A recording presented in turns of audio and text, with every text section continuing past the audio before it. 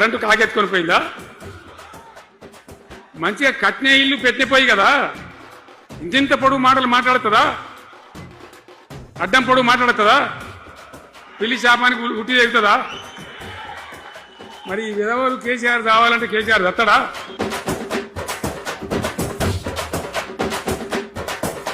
ఆ రోజు నేను చెప్పిన వీళ్ళు కనుక గెలిస్తే ఈ దుర్మార్గులు వీళ్ళ గుండె లోపల తడి లేదు, వీళ్ళు రైతు బంధుకు రామ్ రామ్, దళిత బంధుకు జై భీమ్. అయిందా? అట్లే పక్క ముచ్చట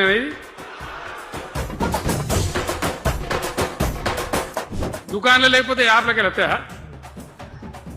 దమ్ముంటే తెచ్చి దుకాణంలో పెట్టాలి కానీ ఆ యాపులు పట్టుకొని తిరిగితే కాళ్ళకు బాబులు వస్తాయి, బస్తాలు మాత్రం దొరుకుతలేవు.